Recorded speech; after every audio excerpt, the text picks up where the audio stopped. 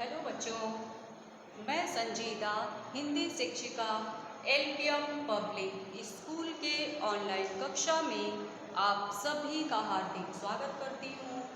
प्यारे बच्चों, आप सभी कैसे हैं? उम्मीद करती हूँ कि आप सभी अच्छे होंगे और खूब मेहनत से अपनी पढ़ाई कर रहे होंगे। तो चलिए आज की कक्षा प्रारंभ करते हैं। देखिए बच्चों, पिछले वीडियो में हम लोगों ने पढ़ा था अपनी पाठ्य पुस्तक हिंदी व्याकरण के प्रकरण शब्द निर्माण, जिसमें उपसर्ग को हम लोगों ने पढ़ा। ठीक है, तो आज उसी के आगे से हम लोग शुरुआत करते हैं। जो उपसर्ग के 3 भेद होते हैं, संस्कृत के उपसर्ग और हिंदी के उपसर्ग और विदेशी भाषाओं के उपसर्ग। तो संस्कृत के उपसर्ग कल हम लोग पढ़ चुके हैं। आज हम लोग पढ़ेंगे हिंदी के उपसर्ग।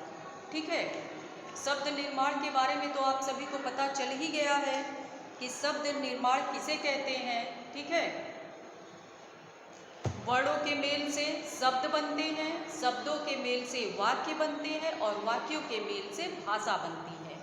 ठीक है, और शब्द का निर्माण करने के लिए हमारे पास बहुत ढेर सारे शब्द भंडार हैं, लेकिन उनको किस तरह से निर्माण करना है, इसके लिए भी बहुत सारे तरीके होते हैं।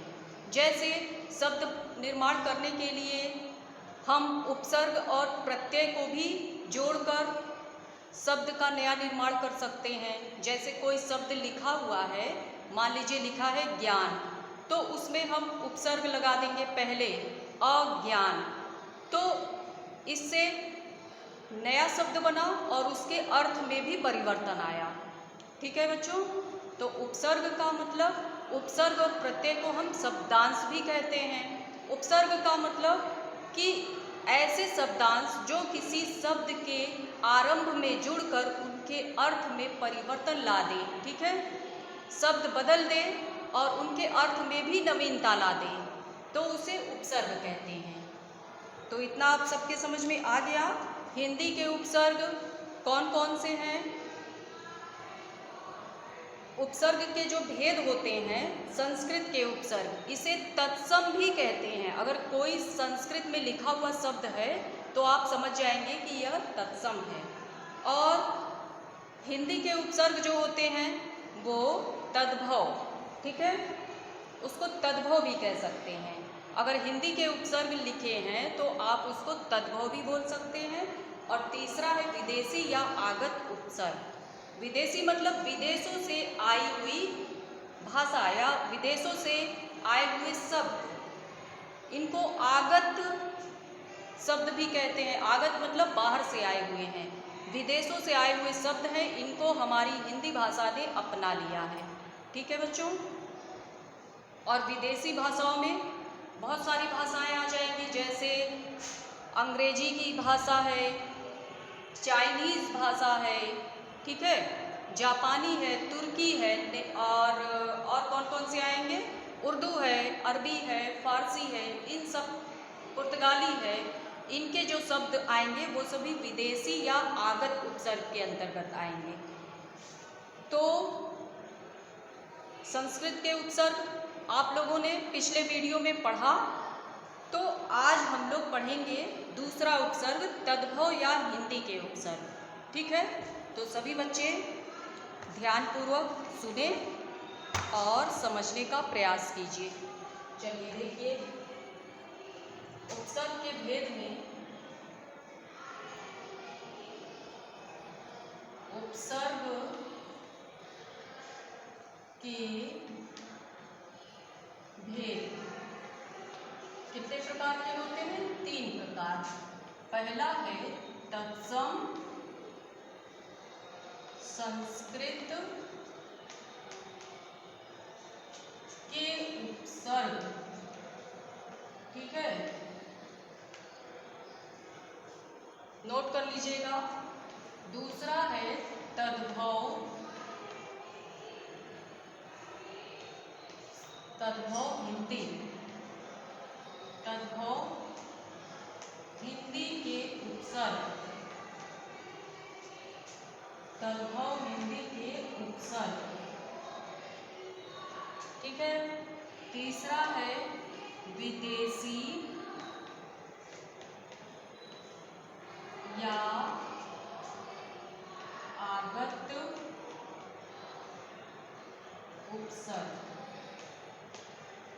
इसको आप लोग अपनी फेयर कॉपी में नोट कर लीजिएगा, जिसमें कि हम लोग कल तत्सम संस्कृत के उपसर्ग पढ़ चुके हैं और आज हम लोग दूसरा पढ़ेंगे तद्भव हिंदी के उपसर्ग। चलिए इसको समझते हैं कि इसमें क्या है। संस्कृत वाले में आप सभी ने याद किया होगा अ, अति, अधि, अनु, अप, अभि, औ। ठीक है। वी है, परि है, परा है, ये सभी क्या है? ये सभी संस्कृत के उपसर्ग हैं। तो अब आपको पढ़ना है तद्भव हिंदी के उपसर्ग। देखिए इसकी परिभाषा है, संस्कृत के जो उपसर्ग हिंदी के तद्भव शब्दों के साथ मिलकर नए शब्दों की रचना करते हैं या कुछ परिवर्तन के साथ हिंदी में प्रयुक्त होने लगे हैं, उन्हें तद्भव या हिंदी के उपसर्ग कहते हैं। ठीक है। हिंदी में प्रयोग होने वाले प्रमुख तद्भव उपसर्ग, उनके अर्थ और उनसे बनने वाले कुछ शब्दों के उदाहरण इस प्रकार हैं। अगर हिंदी में कहीं कुछ लिखा है तो आप समझ जाइए कि ये तद्भव के उपसर्ग हैं। ठीक है। अगर संस्कृत में है, जैसे एक उदाहरण देखिए, ये लिखा हुआ है रात्रि, रात्रि, तो ये आपका तत्सम है और इसका तद्भव हो जाएगा रात। ठीक है। इस प्रकार से कुछ नियम है, जैसे कक्षा, ये आपका तत्सम है। ठीक है। और शिक्षा, ये आपका तत्सम है।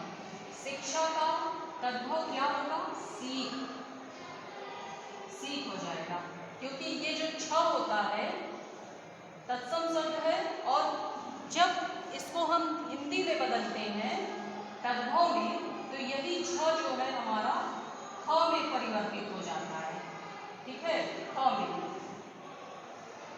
और ये जो स है, ये स, इसका जब हम तद्भव लिखते हैं तो वो छोटे स में बदल जाता है, दंत स में। इस तरह से इसका नियम है। ठीक है। जब आपको पढ़ने में थोड़ा कठिन लगे शब्द तो समझ जाइए कि यह तत्सम है और हिंदी वाले जो है वो तद्भव हैं। तो इसकी ट्रिक आप लोग को नोट करा देंगे, पहले इसको समझ लीजिए। देखिए हिंदी के जो उपसर्ग हैं अन, अध, उन। ठीक है। अन, जैसे अन, धन, पढ़, मिलकर बना अनपढ़। अन, जान, अन तो क्या हो गया? अन तो उपसर्ग है। ठीक है। अन क्या है? अन उपसर्ग है। और जान जो मूल शब्द है, इसके सार्थक अर्थ निकल रहे हैं।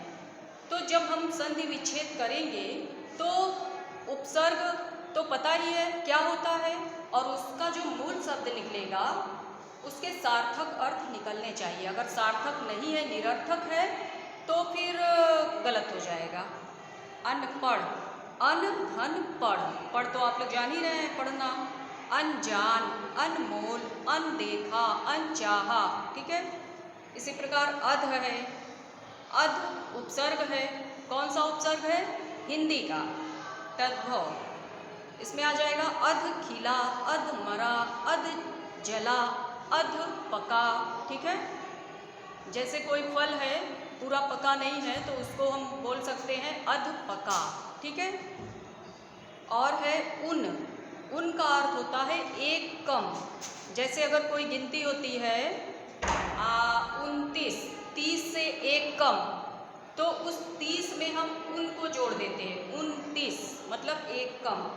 29, 39, 49, 69। ठीक है।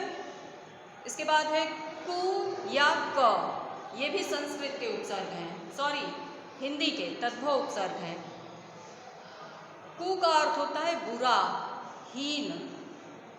जैसे कपूत, पूत मीन्स क्या होता है? पुत्र होता है, और क लगा दिए तो बन गया कपूत, मतलब बुरा पुत्र, जो कि अपने माता पिता को गाली देता हो, मारता हो, पीटता हो, उनकी बातों को नहीं सुनता है, तो ऐसे बच्चे कपूत कहलाते हैं। ठीक है। और सपूत जो होते हैं वो अच्छे बच्चे होते हैं, वो माता पिता की बात मानते हैं। और कुचाल, कुढंग, तो ये सब क्या है? कु का अर्थ होता है बुरा। और चौ, चौ भी तद्भव शब्द है। चौ का अर्थ होता है चार, जैसे चौराहा, चौमासा, चौपाई। रामचरितमानस में तुलसीदास जी की चौपाई है ना, तो वही चौपाई। तो जब इसको आप अलग करेंगे तो हो जाएगा चौ धन पाई।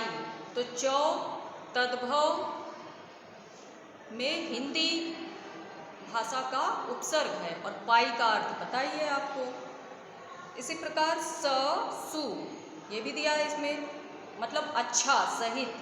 जैसे सुजान, सपूत, अभी बताया गया आपको, सपूत, पूत मीन्स पुत्र, और सपूत लगा देंगे तो अच्छा पुत्र हो जाएगा। ठीक है। तो इस तरह से आप अपनी बुक से देख के याद कर लीजिएगा तद्भव हिंदी के उपसर्ग। ठीक है। कुछ चीज़ें आपको याद करनी पड़ेंगी कि संस्कृत के उपसर्ग कौन से हैं और हिंदी के उपसर्ग कौन से हैं। तो चलिए अब हम लोग देखते हैं तीसरा वाला, विदेशी या आगत उपसर्ग। विदेशी मतलब बाहर से आए हुए शब्द, जिसे हमारी हिंदी भाषा ने अपना लिया है। देखिए इसकी परिभाषा क्या दी हुई है। हिंदी में उर्दू, फारसी और अंग्रेजी आदि विदेशी भाषाओं के जो उपसर्ग आ गए हैं तथा जिनसे हिंदी में नए शब्दों की रचना की जाती है, उन्हें विदेशी उपसर्ग कहते हैं। हिंदी में प्रयोग होने वाले प्रमुख विदेशी उपसर्ग, उनके अर्थ और उनसे बनने वाले कुछ शब्दों के उदाहरण इस प्रकार हैं। मतलब उर्दू, फारसी, अरबी, तुर्की, पुर्तगाली, चीनी, ये सभी जो भाषाएं विदेशों से आई हुई हैं, जिसे हिंदी ने अपना लिया है, तो इसे ही विदेशी या आगत उपसर्ग कहते हैं। आगत मतलब बाहर से आई हुई। अब इसमें भी देखिए अरबी, फारसी के जो उपसर्ग हैं उसमें आपका आता है ऐन। ऐन का अर्थ होता है ठीक। ठीक है। ऐन धन वक्त, वक्त का भी अर्थ निकल रहा है समय। तो अगर लिखा है ऐन वक्त, देखिए यहाँ पर लिखा है ऐन वक्त, तो कहा जाए इसमें से उपसर्ग और मूल शब्द को अलग कीजिए।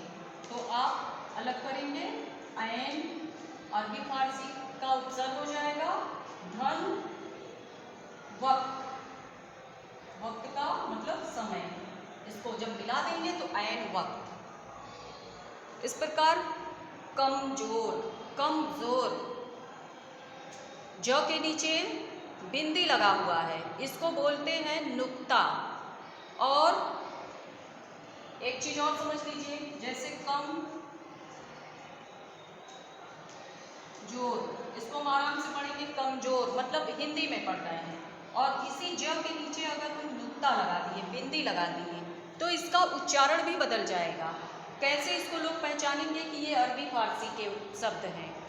अगर हम सीधा लिख दिए कमजोर, तो सब लोग जान जाएंगे कि ये हिंदी के शब्द हैं। लेकिन अगर हम इसमें बिंदी लगा दिए नुक्ता कमजोर में, तो इसकी पहचान क्या है कि ये अरबी फारसी के शब्द हैं। बिंदी लगा है इसलिए, और इसका उच्चारण भी उसी आधार पर होना चाहिए। बिंदी लगा है लिख कर तो हम दिखा दिए, लेकिन जब हम बोलेंगे दोनों को कमजोर कमजोर, तो हमको पता कैसे चलेगा कि यह हिंदी भाषा के शब्द हैं कि अरबी फारसी के शब्द हैं। तो इन दोनों के उच्चारण में अंतर होता है। हिंदी वाले में जो कमजोर लिखा है उसको आराम से पढ़ेंगे कमजोर, और जिसमें बिंदी लगा है उसको बहुत ही कठिनाई से उसका उच्चारण करेंगे।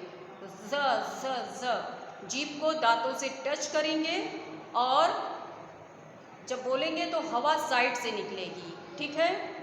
कम जोर, जोर परेशानी से आवाज आएगी, बोलिए कमजोर। अगर हम बोल दिए कमजोर तो सुनने वाले लोग समझ जाएंगे कि यह अरबी और फारसी भाषा के शब्द हैं, ठीक है, इसका ध्यान दीजिएगा। तो इसमें कम क्या है, अरबी फारसी के उपसर्ग हैं, और जोर, ठीक है, अलग हुआ, मिलाकर बन गया कमजोर। इसी तरह से गैर, गैर का अर्थ होता है बिना, जैसे गैर जिम्मेदार, गैर कानूनी, गैर हाजिर, ठीक है। जिर। दर में दर धन असल, दर असल अरबी फारसी के शब्द हैं। दरमियान, दर हकीकत, और ना है तो नालायक, नासमझ, नापसंद, ये सब अरबी फारसी के उपसर्ग हैं। बद है तो बदसूरत, बदतमीज़, बदकिस्मत, और ब है तो बखूबी, बदौलत, बगैर, ठीक है। बे है तो बेशरम, बेहोश, बेकसूर, और ला है तो लापरवाह, कहते हैं ना कि वो बड़ा लापरवाह है। ला इलाज, जिसका कोई इलाज न हो, ला का मतलब बिना या अभाव, ला इलाज। जवाब, लाजवाब, जिसका कोई जवाब ही न हो, लाचार, ठीक है। और बा, बा का अर्थ होता है सहित, बा इज्जत, बा अदब, बा कायदा। ये सब आपके अरबी फारसी के शब्द हैं, इनको आप लोग अच्छे से याद कर लीजिएगा। और देखिए आगे कुछ और दिए हैं। बिला, बिला का मतलब है होता है बिना, बगैर, लोग कहते हैं ना बिला वजह, क्या बिला वजह बात कर रहे हो, मतलब बिना किसी वजह के बात करना। बिला कसूर, बिना किसी कसूर के सजा दी जा रही है, बिला कसूर। और क्या है, बिला शर्त, बिना शर्त के बात की जा रही है, बिला शर्त। और सर है, सर का मतलब मुख्य, सरताज है, सरपंच है, सरदार है। हम का अर्थ होता है साथ, हमराही, हम सफ़र, हम शक्ल। हम शक्ल किसको कहते हैं, जो जुड़वा बच्चे होते हैं, दोनों के चेहरे एक जैसे होते हैं, उन्हें हम शक्ल बोलते हैं।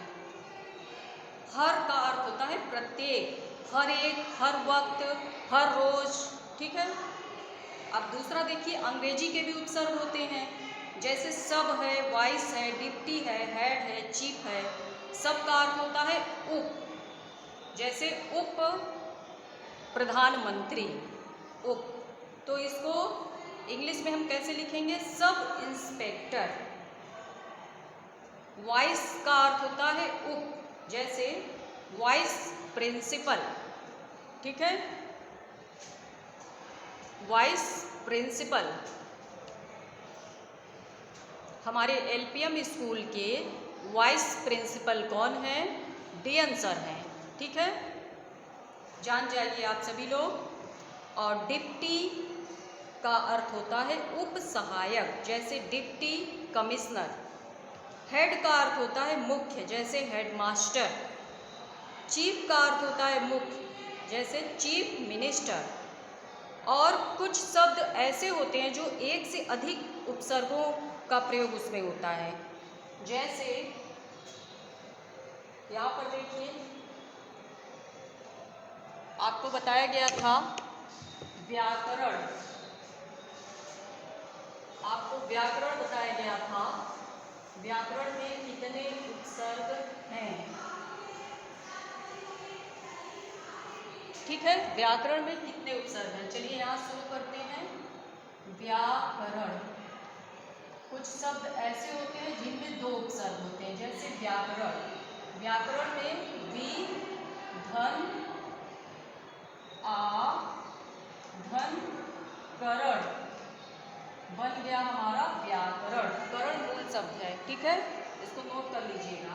इसी प्रकार में समालोचना, समालोचना, समालोचना को जब आप अलग करेंगे तो क्या बनेगा, सम, इसमें भी दो उपसर्ग हैं, सम धन आ धन लोचना।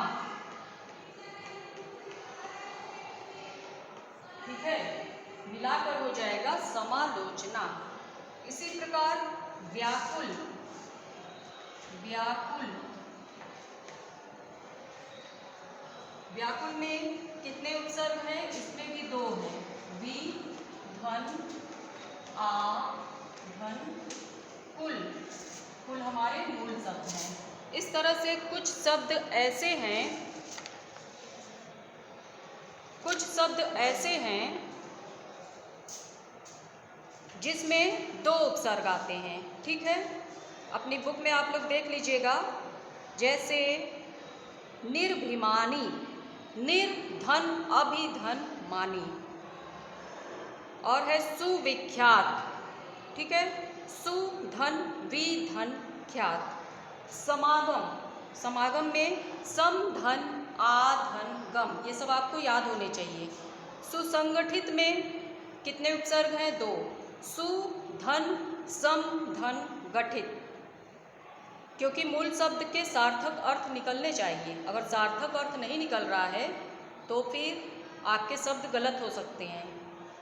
अप्रत्यक्ष, अ धन प्रतिधन अक्ष, असुरक्षा, इसमें अधन सुरक्षा भी हो जाएगा, लेकिन दो उपसर्ग हैं, अधन सु भी उपसर्ग है तो इसको भी अलग कर देंगे। और रक्षा, ये हमारा मूल शब्द है क्योंकि अर्थ दे रहा है।